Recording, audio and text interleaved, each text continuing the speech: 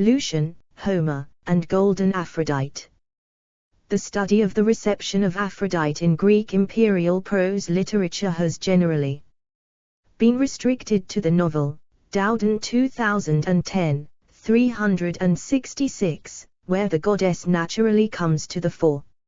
Although even here she takes a prominent role only in Chariton's Callahu and in Apuleius' Metamorphoses, as Venus, in the embedded tale of Cupid and Psyche, and to antiquarian works such as Pausanias' description of Greece and Athena's Dipnosophists, which provide a wealth of detail about the cults, rituals, and other lore concerning the goddess.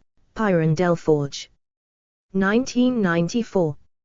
Among the more mainstream authors of the Second Sophistic, however, Aphrodite is not especially conspicuous. Even works on love, like Plutarch's Amatorius, tend to focus rather on the divinity Eros. The one exception among imperial Greek writers is the focus of this paper. Lucian, who mentions Aphrodite far more than any other non-novelistic author of his era. He depicts Aphrodite a number of times in his satirical pieces on the gods, compare Branham 1989, Chapter 2.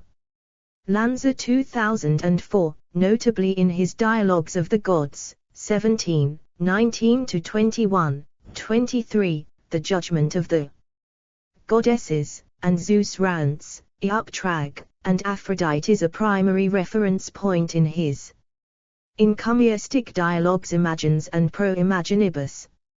In this paper, I use Lucian to shed light on the attitude toward Aphrodite among the Pepe Diuminoi under the Empire, noting his persistent interest, shared by other authors, in Homer's comic presentation of the goddess, for example, the marriage with Hephaestus and the adulterous affair with Us, the wounding by Diomedes, and the cyclic judgment of Paris.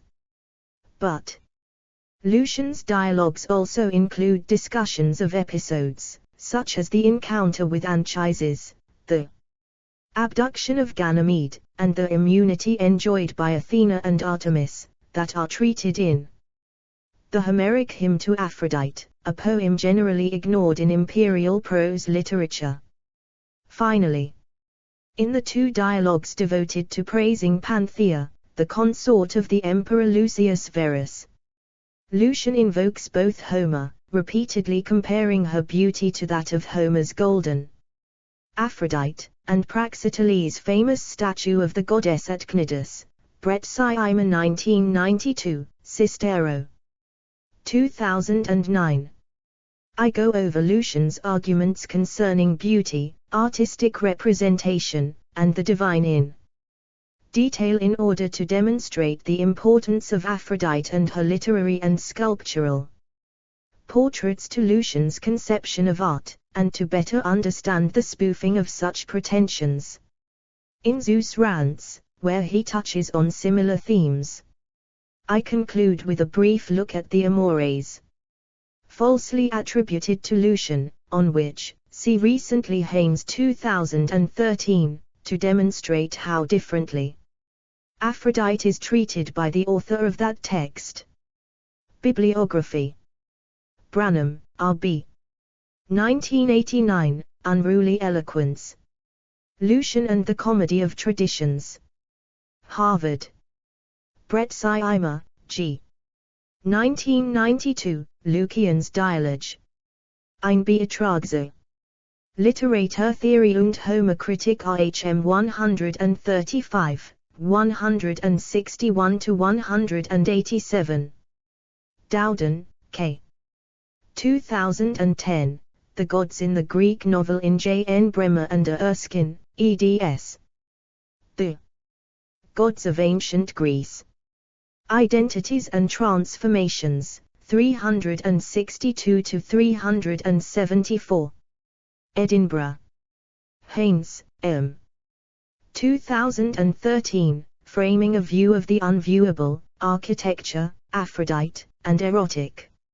Looking in the Lucianic Helios 40, 71-95. Lanza, D. 2004, Luciano, Glider al Kaleidoscopio in Catherine Darbo Peschansky, ed. La. Citation dans l'Antiquite, 189–198. Millan, Grenoble. Cistero, M. 2009, Sotto il velo di Panti, Immagines e pro imaginibus di Luciano. Messina. Piran del Forge, v. 2006, L'Aphrodite Grec. Liege,